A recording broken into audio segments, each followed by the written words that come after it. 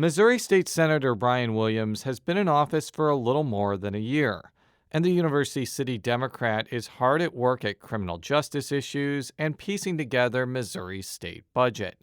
On the latest episode of Politically Speaking, Williams joins me to talk about what he's supporting during the 2020 session and some of the things he'll be standing up against. Let's hit the music. This is the Politically Speaking podcast, the definitive show about Missouri politics. It's a little complicated in Bolivar because there is a Parsons family there. But we also knew that it was important to make sure that we got to where we needed to go. You know, if you walk in a room and you're getting ready to make a decision and everybody in the room looks like you need to stop. And right now what happens in the United States Senate is as critical as anywhere else in the country. I really want the state to succeed. Well, we want everybody to know that we're all working together. I just worked hard to try to build my name where I didn't have the money. And welcome to Politically Speaking. I'm your host, St. Louis Public Radio political correspondent Jason Rosenbaum. And joining me as my special guest today, the senator from Missouri's beautiful 14th District, Brian Williams. Thank you very much for coming back on the show. First time as an actual senator. The last time you were on the show, you were senator-elect, and we're only talking about like what you wanted to do. Now you've been in the arena for almost a year and a half. I'll start off with a real softball. How's it been so far? It's been an excellent job. I mean, serving in the Missouri Senate is a really cool job. The only thing I didn't really expect coming into this role is that we work really, really late. Oh, you didn't know that? I didn't think we would be there as late as we are as often. Boy, you were in for a rude awakening because when I was covering the Missouri Senate in 2007, I actually went through a filibuster that started at 7 p.m. and didn't wrap up until 7 a.m. the next morning, which I think has actually kind of happened almost. So I've experienced a filibuster that long, and it was a culture shock because we had our first filibuster probably within the first month of last session. Before we talk about stuff that you may filibuster, we're going to talk about in the second half of the show. I want to talk about some of the things that you're involved with this session. I understand from talking with you before the show, you've just been appointed to the Senate Appropriations Committee, which is, I would say, one of the most important committees in the Senate because it involves writing the budget. Why did you want to join that committee, and what are you hoping to accomplish? Well, it's a very powerful committee, as you know, Jason, and to serve on it, it allows me to, one, be a member of the minority party and actually have a significant level of power when it comes to how we appropriate money in the state of Missouri. But then also it allows me to be a champion for the St. Louis region in terms of getting money to our region for various programs, funding for institutions, and really be able to enhance the quality of life for people that live in the St. Louis region. So I think it's a great opportunity. You're entering that committee, I think, through the budget process. The budget process started weeks, if not months ago. How are you getting up to speed of what is almost certainly for anybody a really daunting process? It's a lot of work, and it's a lot to learn. And I sit back and I spend a lot of time meeting with the directors, going through their budgets offline, a lot of reading, not that we didn't do that already in the Senate, but just reading through the budget, learning, looking at last fiscal year on the way the money was appropriated, talking to the budget chair all the time about just the process. I think Dan Hageman, who's the appropriations chair, and Lincoln Huff have done a great job bringing my office as well as myself up to speed. Is there any particular segment of the budget that you really want to make sure you put your stamp on in the next few weeks? I think it's more or less making a case for some things, and one of those primary things would be Medicaid expansion. Mm-hmm. We need to make sure it's clear that Medicaid expansion will be a tremendous asset from a fiscal standpoint in the state of Missouri, and it can really help us be able to bring in federal funds that can allow us to spend money in other places. I'm glad you mentioned that because one of the things I've been asking people, both Republicans and Democrats on the show, since there is a ballot item that would expand Medicaid under the auspices of the Affordable Care Act that I think will almost certainly be on the ballot in 2020, has there been any discussion among Republicans about passing Medicaid expansion this year to get ahead of it and be able to put the Republican stamp on Medicaid expansion, so to speak? Well, it's an election year, so I think that the conversation around it is probably focused more on talking points and not necessarily the facts behind it. So I think this is just another example on why we're probably going to have to put this before the people and not really put it on the, the sophistication of the legislature. Well, let's talk about a couple of bills that you have sponsored. The first one I want to talk about is an effort to potentially lower the cost to petition for expungement and also allow for someone to petition for expungement sooner, especially if they have felonies. I want you to explain what's in your bill before we talk about the reasons for it. Yeah, so last session, we passed an expungement bill out of the Missouri Senate. And I think it's important that we kind of stay on top of this while the legislature has an appetite for criminal justice reform. Because, years ago, that was almost impossible. So now that Republicans are in support of criminal justice reform, we're looking at this as an opportunity to kind of strike the iron while it's hot. So the current law basically says that if someone has been removed from supervised release for 7 years and they have a nonviolent offense, they can be eligible for an expungement in the state of Missouri.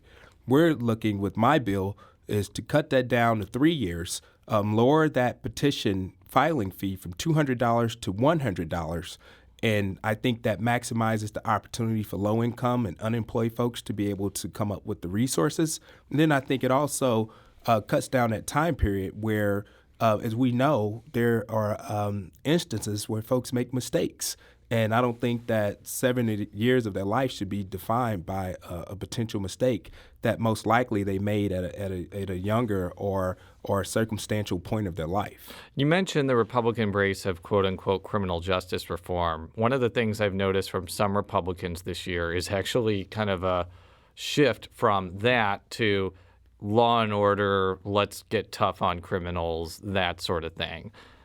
Do you feel like maybe Republicans are losing their zest for overhauling the criminal justice system and are moving maybe back to more like stiffening penalties on things? I think it's a combination of things, Jason. I think one, there's a disconnect between what the root causes of crime, in particular things like gun violence and things that happen in urban areas, versus the fact that we should be working in terms of creating relationships with law enforcement.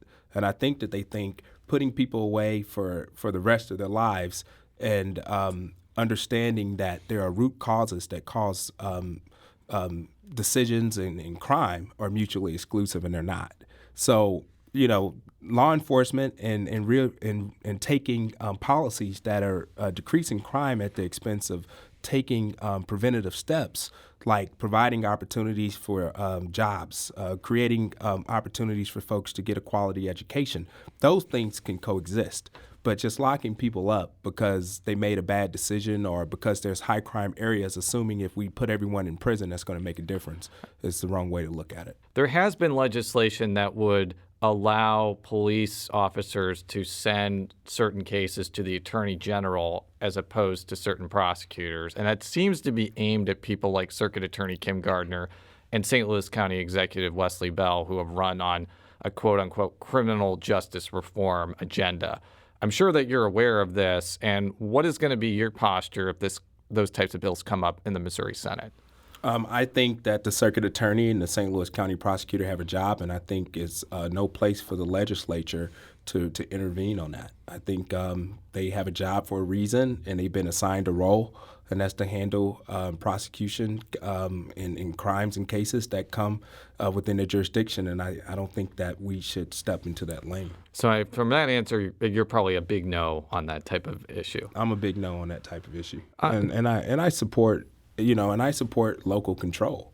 I think that the circuit attorney should handle cases that fall within her scope, as well as the St. Louis County prosecutor. Another bill that you have sponsored is legislation that would add sexual orientation and gender identity to state anti-discrimination laws, particularly the Missouri Human Rights Act. This is known as MONA, yes. And this has been proposed for well over 20 years by a host of bipartisan legislators. It hasn't just been Democrats. There's been some Republicans.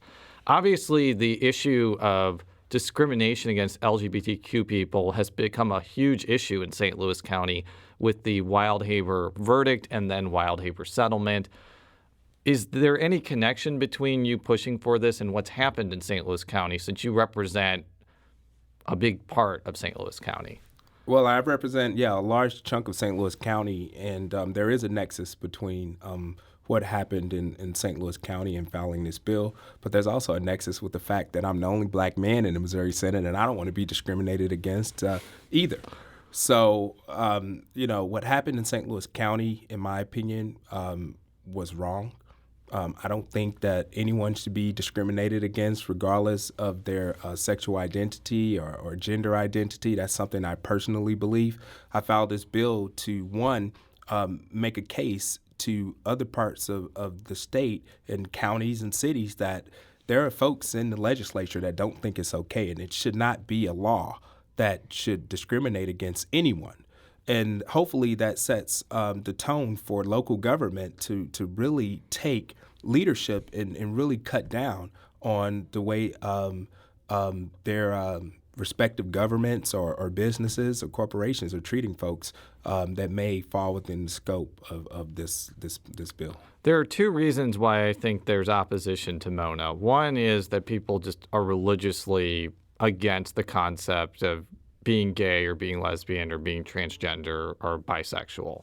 The other is that by adding sexual orientation and gender identity to the human rights statutes, it could open up businesses to more lawsuits. I'm sure that you've heard combination of both of those from your Republican colleagues. Am I right about that's what the opposition is, or am I missing the boat a little bit? Well, some of it's opposition to that, and some is just flat out discriminatory. And to go even further, some of it is just flat out racist.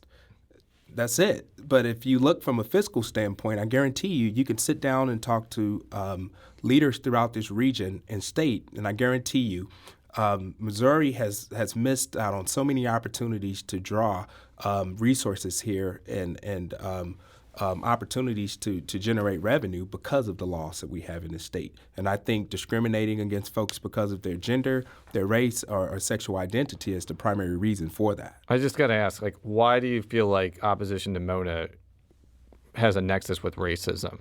Because of the fact that it discriminates against a population of people. And we don't live in a country, in my opinion, that should discriminate against someone regardless of how they identify themselves. They have that right, and I don't think government should be intervening on that. I think that everyone should have the freedom to express themselves however they choose to. And the Constitution is only appropriate when it's convenient. So if we live in a country that says that everyone should have the right to be safe and express themselves freely, then we should pass this bill in the legislature, and we should not have discrimination going on in St. Louis County or anywhere else. What do you think the prospects are for Mona this year? As I mentioned before, it's been introduced for many, many years with varying levels of success. It actually passed out of the Senate once, but didn't pass out of the House. It's passed out of House committees before, but didn't get a vote on the House floor. What do you think that the prospects are for this legislation? Well, I'll tell you this. I spend a lot of time walking the halls of the legislature. So right now I'm informing and educating my colleagues and beyond on what this bill means and how important it is to pass it. And it's not going to infringe on anyone's religious beliefs or anyone's, in the terms that certain folks like to use, freedoms. I think that this could both coexist with religion and everything else that's important to folks. We'll be right back after this quick break with Senator Brian Williams. And we're back with State Senator Brian Williams, a Democrat from University City. I want to talk about some issues that you're definitely not supporting and may be involved in all-night filibusters we talked about at the beginning of the show. The first is an issue that came up pretty recently, involves something called recovery charter schools. I want you to explain what a recovery charter school is and why you decided to come out against legislation setting them up in Kansas City. Absolutely. So the beauty of the Missouri Senate is that we could take the time to walk through bills. I don't think anyone knew what this what this program was. Now, clearly, after many hours on the floor, we kind of know what this bill is about. And what we gathered was this is a bill that would really target a population of students that are have been in situations where they may have abused drugs or may have certain addictions to drugs and or alcohol. And it would pretty much take students from all over the state, and they would be able to go to an institution in Kansas City, which, as we know, there's money that goes to school districts per student that would no longer be available to those school districts if there was a student that decided to go to this particular school. Mm-hmm. So for me, I represent a district that has a significant number of public school districts. I went to Hazelwood School District, and I'm a proud product of public schools. I don't think that we should be defunding public education at the expense of schools like this one. Now, if there's private money and alternatives to get funding for students to attend a program or a school like this, then that's a different conversation. But we should not be defunding public schools in return to go to a charter-like or charter-similar school. Is your biggest opposition to the fact that this wouldn't be like a traditional public school within the Kansas City school system, that it's a charter school and it would have a different governance than the Kansas City School District, basically?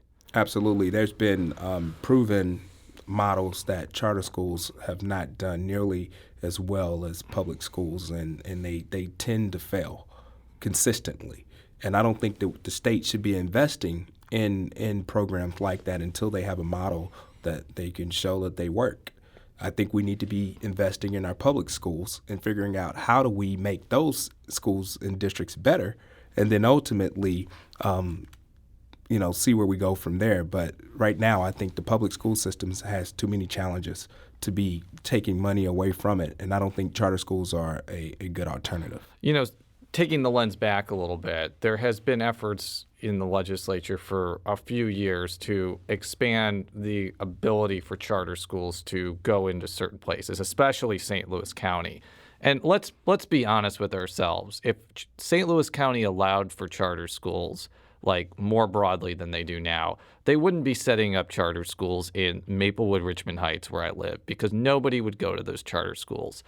It's going to be targeted at your district and a lot of school districts that are not doing as well as mine in Maplewood, Richmond Heights. What's going to be your posture when those pieces of legislation come up? May not happen this year, but it may happen in the next couple of years. And you're going to hear arguments that, well, we need to set up more charter schools in Normandy, Riverview Gardens, University City, maybe even Hazelwood, because students need an alternative to what's there. Think about it. Maplewood, Richmond Heights, that used to be a school district that had several challenges.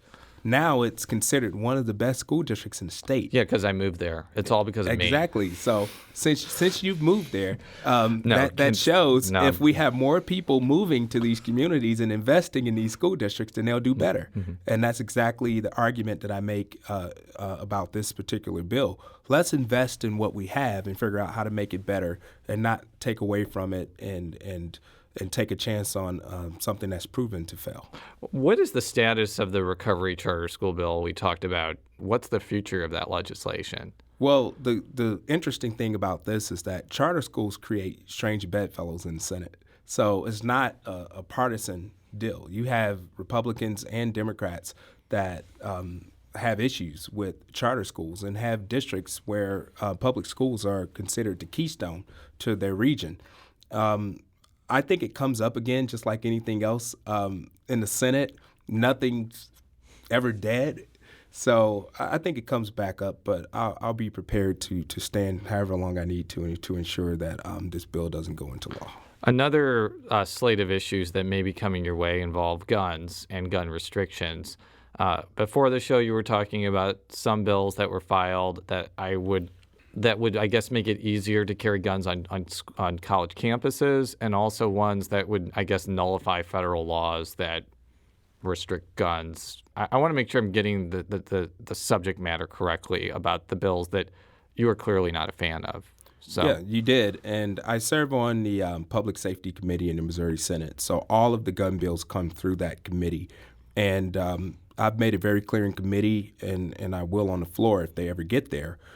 We should not be promoting guns on public campuses or within schools or public transportation. That just doesn't, I don't think that's common sense gun laws, and I think it's bad policies for the state.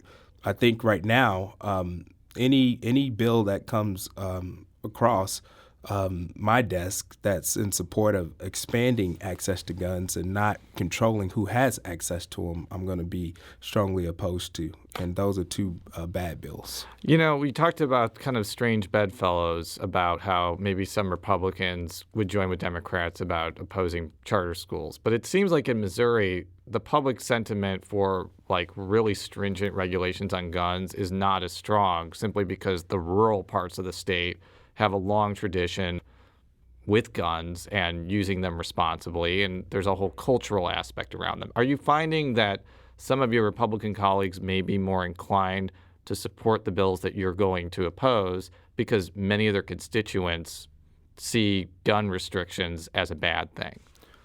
Believe it or not, I think that there's a general consensus of folks who do not agree with there being guns on the streets and being in the hands of people who don't understand how to properly use them. I think we need to be promoting gun safety. And I have a high regard for the Second Amendment. I don't think that we should be taking guns from law-abiding citizens, but I also don't think that law-abiding citizens should want to have guns that exceed the fire capacity of law enforcement. Mm-hmm. And I definitely don't think that we should be putting our state in a position where folks who have mental health disorders, folks who have history of domestic violence, having access to guns. And if we don't tighten up if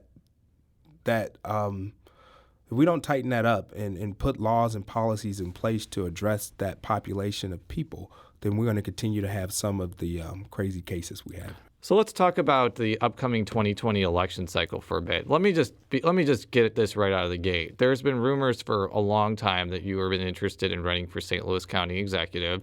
I'm going to just ask you directly, are you thinking of running for St. Louis County Executive? Well, I'll tell you this. When I ran for state senate, it was a job I was excited to run for. I let all the candidates and clearly the public know that was my intention. I have not done that for county executive, and if anything was to ever change, that would be the first thing I do. Yep. Notify the public as well as the candidates. So as of today, I'm proud to be serving in the Missouri Senate. Well, that is a very important race, not only politically, but for citizens of St. Louis County, just because the St. Louis County Executive's Office is so powerful and so meaningful to St. Louis County residents. And right now, barring anybody else getting in the race, whether you or anybody else, it's three relatively similar candidates: Sam Page, who's the county executive, Jake Zimmerman, who's the county assessor, and Mark Mantovani, who almost won the Democratic primary in 2018. Like, they're three well-established, fairly wealthy white males. And I hate to just pigeonhole this question because you're an African American, but given that you represent, I think, one of the largest African American communities in the entire state, mm-hmm. How do any of these three people appeal to this voting base that could determine who the next county executive is? I think they have to do like any other candidate that's serious about the office that they're running for, and that's put together a plan to justify why voters should support them and place a record of service of things that they've done, whether it's professionally or in elected office, on how they're going to be inclusive to people of color, how they're going to work on policies that doesn't make certain populations and demographics of people not feel like they're worthy of their vote. And I haven't seen any of their plans yet, but hopefully whoever that's serious, if not all three, propose a plan to show why people I represent should vote for them. Well, when I look at the map that Wesley Bell used to win his prosecutor race, I saw him winning huge margins in North St. Louis County, which is predominantly African American, and also pretty big margins where I live in Richmond Heights, Maplewood, Brentwood, the central corridor, so to speak. And I think whichever candidate is able to piece together that coalition will be the next St. Louis County executive. Do you agree with me on that, or you think it's a little bit more broad than that? I think you're spot on. I mean, I have a district that has some of the wealthiest communities in the region, like Clayton and Ladue, University City, and then I also represent communities like Ferguson and Hazelwood and Florissant. And that's a wide scope of voters, and I understood exactly what I needed to do to earn their vote, and that's how I got to the state Senate. So that's going to be a recipe that I think the three candidates or possibly more would have to figure out if they want to be successful. Let's shift the lens back a little bit to an election that's actually going to be pretty close. It's going to be closer, which is the presidential primary, which is actually like 2 or 3 weeks away at this point. You haven't endorsed anybody yet, right? I have. Who? The Democratic nominee. Oh, there you go. Who do you think will have an upper hand in the St. Louis region? I know Michael Bloomberg is spending a ton of money on ads and also staffing up in the St. Louis area. But I got to just be very candid with you. His record with black voters and with rural voters because of his gun control advocacy is really questionable. And I think that any of the remaining candidates definitely have a big opportunity to get that voting swath, which I think will be important in the Democratic primary. How do you think that stacks up? Well, I think right now there's a lot of challenges for various candidates in the Democratic primary, and for me, because I have a district that's far from monolithic, I'm sitting back and I'm listening to the folks that I serve, and hopefully that gives me a better understanding on who they feel would be best to represent them as the commander-in-chief. But I can tell you one thing, and one person I will not be supporting. And Donald Trump? And that's the current president right now. That's breaking news. I'm really shocked to hear that. So, if anybody's, breaking news, I'm not supporting the current president. So the reason I'm asking about the presidential race is the presidential race will have such a big impact on down ballot contests for like the governor's race between Nicole Galloway and Mike Parson, all the other down ballot statewide races, Jill Shoup versus Ann Wagner. And I think if you pick the wrong Democratic nominee who cannot appeal to the Democratic base and also independent voters, and you have another scenario like 2016 where the Democratic presidential candidate is losing by 19 points here, no Democrat's going to win statewide. So what do you think Democrats have to do to prepare for this upcoming election cycle? I think the same thing that every candidate that runs statewide, you have to energize the party first, and then you have to reach voters where they are and give them a reason to turn out in high numbers on Election Day. I think that there's a population of voters who are looking to figure out which candidate speaks to their interests. I think that statewide candidates have to be thoughtful and considerate of that. Like I said, I think my district is a model for the state. And if you ever want to have a good opportunity or understanding on how you should campaign, come to the 14th district because we have wealthy folks, more poverty-stricken folks, folks of various races and backgrounds. I even have Republicans that are in my district in the northern part in Bridgeton and some parts of Overland and things like that. So they're going to have to figure out how to place a case on why the demographic of voters should support them, and that's to be determined. How do you think the aforementioned Galloway-Parson race stacks up? I mean, I've been saying this for months, if not years.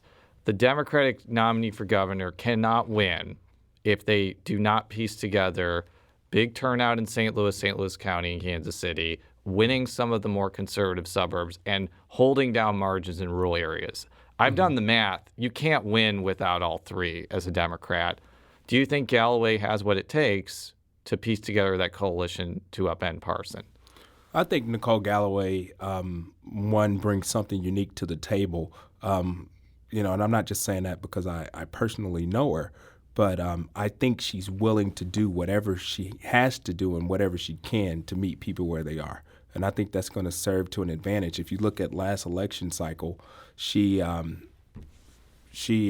in a wave. She somehow overcame that, when Senator Claire McCaskill lost. Yeah. She won in areas that Claire didn't. Against a really weak opponent who didn't spend a lot of money. But I think once you get to that part of the ballot, Jason, I don't think people are really even doing the research. I think they're voting along party lines. So there were some folks who were very intentional that may have voted for Josh Hawley, but they decided to vote for Nicole Galloway. What are some other races? We talked about the big ticket races, county executive, governor, president. I know you told me before the show you're not going to get involved in a lot of Democratic primaries, which is probably a good move. I've seen people who've done that who have been burned before. What are going to be some general election races that you're going to be watching besides the ones we mentioned? Yeah, absolutely. I'll be out and about for Deb Lavender. I think that's a race to watch for Senate District 15. I think another race to watch is down in South County with Doug Beck, who will be replacing Senator Scott Sifton. And then I think another race, I think those are probably the two primary races that I'll be watching and seeing what we need to do to ensure that we maintain or flip those seats. Well, Senator, thank you so much for coming in today. We'll have to have you back in less than a year and a half. We try to get the St. Louis Senators on every year. For all of our stories, stlpublicradio.org. You can follow me on Twitter at @Rosenbaum. How can people follow you on Twitter or any other parts of the World Wide Web? On Twitter, I'm Brian Williams, M.O. Clearly, I'm on Facebook, and you can also find me on Instagram at B_Williams, M.O. And if you're not following Jason Rosenbaum on Instagram, please follow him because he is doing some exceptional work as an adjunct professor at Washington University. I am, and my Instagram is Jason Rosenbaum. It's really easy to find. So long.